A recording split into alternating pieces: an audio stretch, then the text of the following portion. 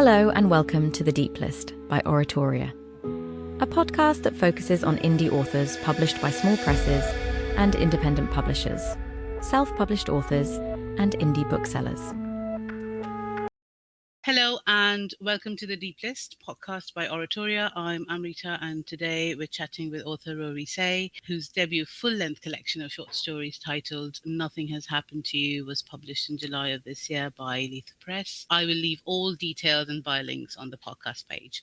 Rory, welcome to the show. Thank you. My pleasure to be here. I know you're not a stranger to published pieces, of course, but now that the book is out, how are you feeling? It's always been a dream of mine to have a full-length book published, so I'm very relieved that it's out, very happy with the finished product, and excited for readers to hopefully check it out.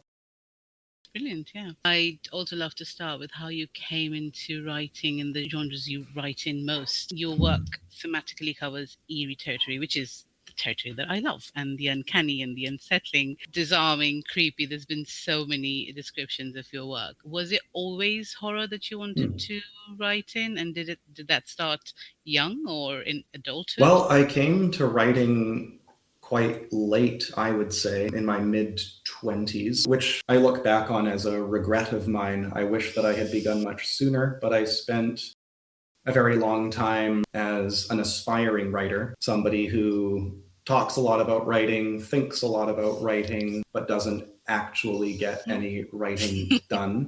So finally, I just decided that I needed to get underway with it. And I just decided to begin something and see it through and finish it. And I thought starting with a short story made sense. And I really enjoyed it. I finished something that's definitely never been published and never will be published, but at least I managed to finish it, and I believed that I could improve upon that from there.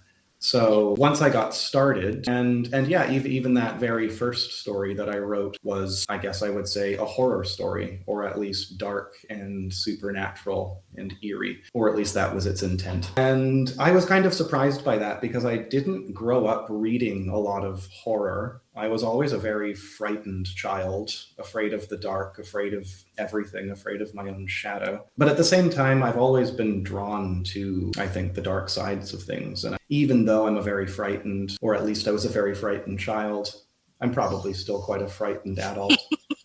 I'm the kind of person that enjoys to be frightened. I like that sensation. And not absolutely everything that I have written or that I write falls within that territory, but definitely a large portion of it does. And definitely the majority of this book, I wouldn't have a problem with somebody categorizing as horror. I think you've already answered, because I was going to ask you about your inspiration and what has influenced you in your writing.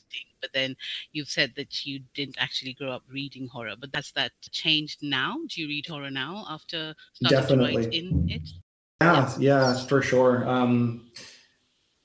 So I wrote story after story when I began writing, and all of them were turning out to be, quite eerie and creepy and dark. And so then I did kind of backtrack, and I probably didn't read my first Stephen King book until my mid-20s or so. So I've gone back to read, I think, the classics and some contemporary things. I began as a more literary reader, but even within that, I was drawn to the darker sides of things. A book that I read that sort of induced a big creative awakening in me is a novel called The Third Policeman. It's an Irish novel by a writer called Flann O'Brien.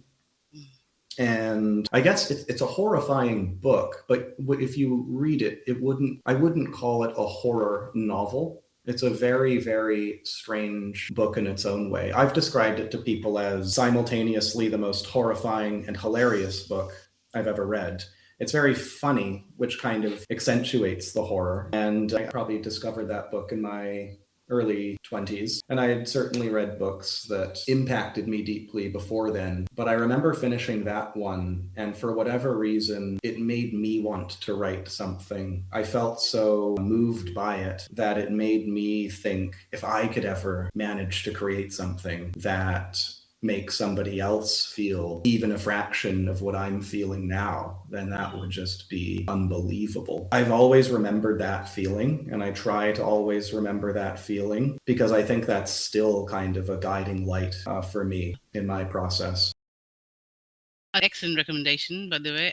I think what writers, or at least those who want to be writers, want to do is exactly that. When they read a book and have a feeling, they want to replicate that, and they just hope that they will become as good as the book that they're reading, or as good as the writer that they're reading from. So far, it's been only short fiction, but are you working on anything long form, or a novel or a novella in future? I would love to. No, the answer is though. I suppose I've never felt that I've had an idea that could sustain a longer length. I wrote a novella quite a while ago now, maybe 5 or so years ago, that has yet to be published. Whether it's ever published remains to be seen. I would love to write a novel. I would love to write longer pieces, but it hasn't happened. I think when I begin something, I always, and maybe this is a fault of mine, I always want it to be as short as it possibly can be. Maybe that can be said of every successful story. You don't want it longer than it needs to be. You don't bloat and fluff on it.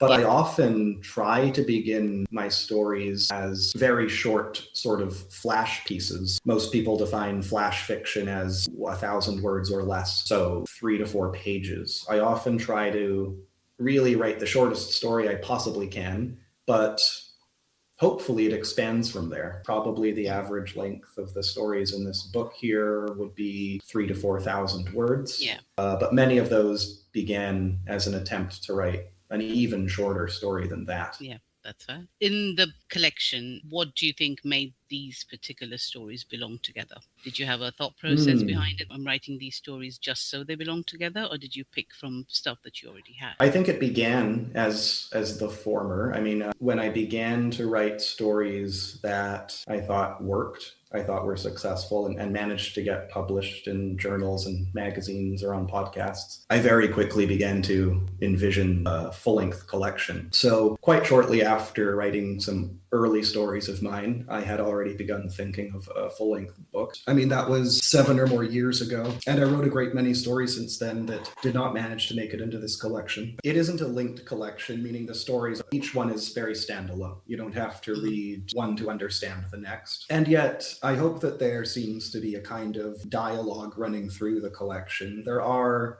echoes through the stories. There are repeated images. There are common themes, I would say. I guess I hope that those kinds of things are things that readers discover on their own, that readers pick up on. And I can talk about those things in more detail, but I want there to be an element of surprise in the book. And I hope that there are threads that readers can notice in subsequent stories throughout. Yeah. When you were going through the editing process, were there pieces that were, say, not included, or did you fight for some of them, or did you say, I don't want to include this even though I wrote it? What was that process like? Not really. I mean, I guess I had different versions of this manuscript before I submitted it for publication. I began putting together the manuscript quite a long time ago, a few years ago. And during that time, I went back and forth on stories to include, and maybe I was,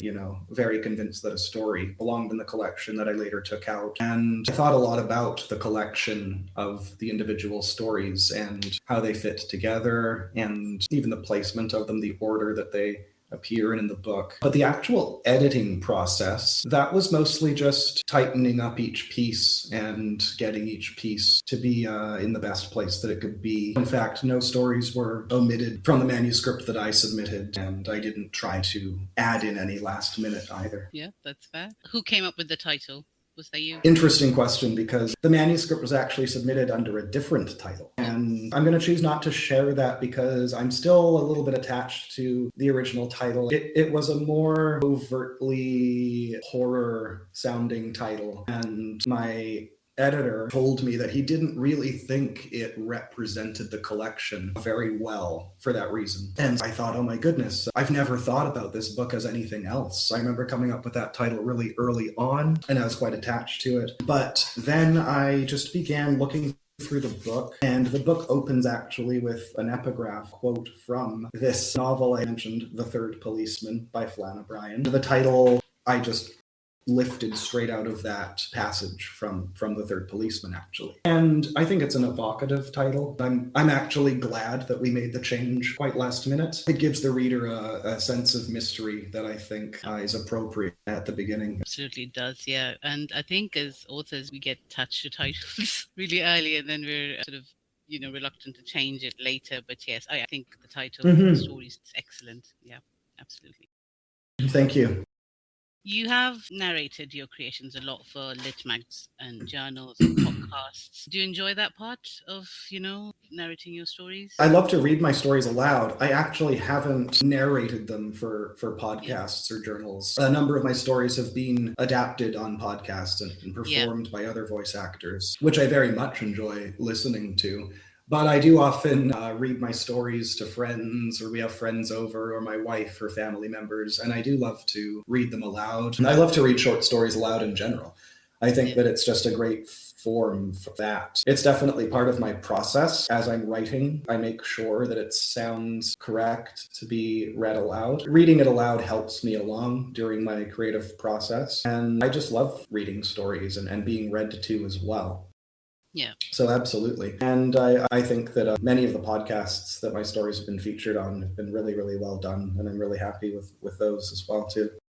Brilliant. Yeah. You've mentioned your process. In your writing practice, how do you come up with your ideas? Do they appear randomly? Is it something that marinates in your head for a while before you put it on paper? I'm definitely not the sort of writer who has a depthless well of ideas into which I can reach and take out my next brilliant story. I'm the opposite of that, in fact. I always have to wrestle for my ideas. I begin with a very, very small detail, an image, the vague idea of a character, even a setting, something very tiny. And I just try to think about that and write little notes about that and just write down things that tiny little image or idea makes me think about until hopefully a narrative begins to impose itself. And then when I do manage to finish a story, I'm always back to square one, back to the blank page again. I wish that I did, but I never have the next story in my head. There only ever is the one that I'm working on, but it's worked out so far. I definitely feel dread when I finish a story and I want to get something else going, and sometimes it takes quite a long time before I manage to get something else going. But I just try to remind myself that I've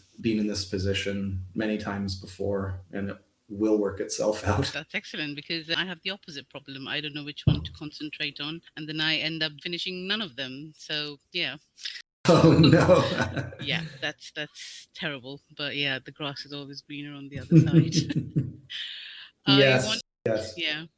I wanted to ask about outlining. Does it happen in short stories with you? Is that something you do, or do you write on the fly? I would say almost entirely on the fly. I'll usually fill a few pages of a notebook with handwritten notes at the very beginning when I'm just getting started. But I think that's only to give myself a kind of illusion of comfort, or the illusion that I know what I'm doing, because once I actually start writing, I almost never refer to those notes. I never really look at them again or use them. Yeah. So I pretty much just go from beginning to end. That's very interesting. Yeah. Because I work with a lot of new writers, and they're always looking to write short stories because they always start with longer form, and then I always give them the advice that start with something shorter. What would your biggest tip or biggest advice be for someone looking to get into writing short stories in terms of structure, ideation? Yeah, it's a bit of a surreal question to be asked, because I used to be obsessed with this exact question when I was wanting to start writing myself, and I would try to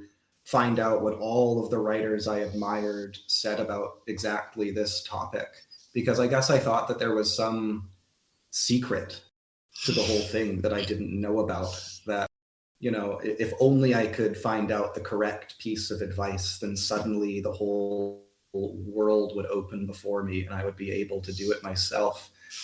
But of course, the secret is that there is no secret. And if I was to just give the most practical piece of advice, it's to make sure you give yourself enough time, because it does take an enormous amount of time, and make sure that you have at least the dedication to sit down at the desk and put in that time and force yourself to finish something. Definitely. That is something that a lot of writers I've heard say, because it's much easier to start something and throw it away than it is to start something and see it through. And once you see it through, if it's your very first attempt, likely it won't be tremendously brilliant, but at least you can work at it from there. And I think many people would suggest that you try to find a friend or family member or loved one who's willing to read your work in progress. For some reason, I'm unable to do that. I can't bring myself to share my works in progress. And I'm sure that I would be more successful if I did, but I don't. And well, there's a good start, I think. Yeah, that is excellent advice. Yeah. One thing I'm obsessed about is a writer's publishing journey. And since you've gone for a short story collection, I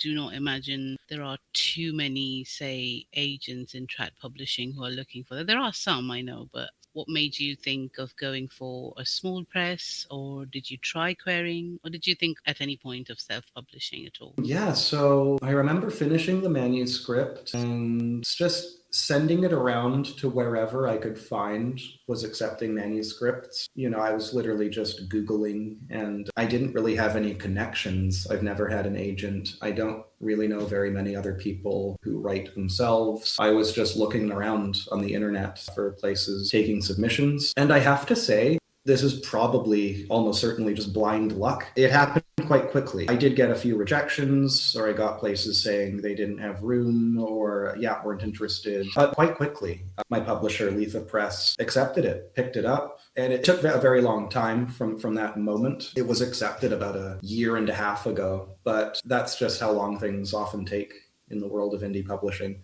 Yeah. Or so I understand anyway. And I'm sure that I would have quickly turned to self-publishing, but I think I got lucky.